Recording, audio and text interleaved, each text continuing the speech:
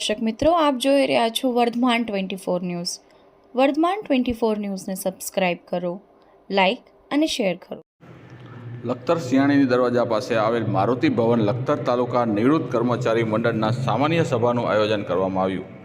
ગુજરાત રાજ્યના નિવૃત્ત કર્મચારી ફેડરેશન પ્રમુખના અધ્યક્ષસ્થાને આયોજન કરવામાં આવતા મોટી સંખ્યામાં ગુજરાતભરમાં આવેલા નિવૃત્ત કર્મચારી મંડળ પદાધિકારી સદસ્યો મિટિંગમાં ઉપસ્થિત રહ્યા.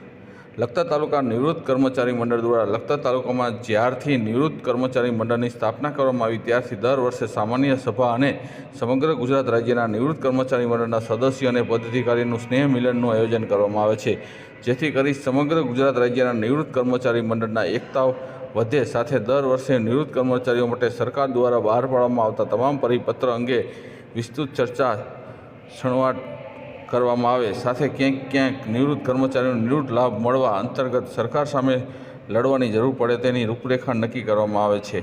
લખતર ગામના સિયાણી દરવાજા પાસે આવેલા મારુતિ ભવન લખતર તાલુકા નિવૃત્ત કર્મચારી મંડળ દ્વારા સામાન્ય સભાનું આયોજન કરવામાં આવતા અધ્યક્ષસ્થાને ગુજરાત રાજ્યના નિવૃત્ત કર્મચારી ફેડરેશન પ્રમુખ નિર્મલસિંહ રાણા ઉપસ્થિત રહ્યા હતા.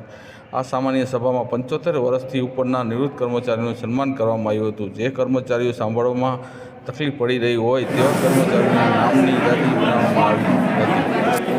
આવા કર્મચારીઓને સરકાર તરફથી કાનમાં સંભળાય તેવું મશીન લેવા માટે સરકાર દ્વારા સહાય મળે તેવી કામગીરી કરવામાં આવી હતી. સાથે નિવૃત્ત કર્મચારીઓ સાથે ભોજન કરે તે માટે થઈને ભોજનની વ્યવસ્થા પણ કરવામાં આવી હતી. રિપોર્ટર વિજય જોશી, લખતર, વર્ધમાન ન્યૂઝ, વઢવાણ.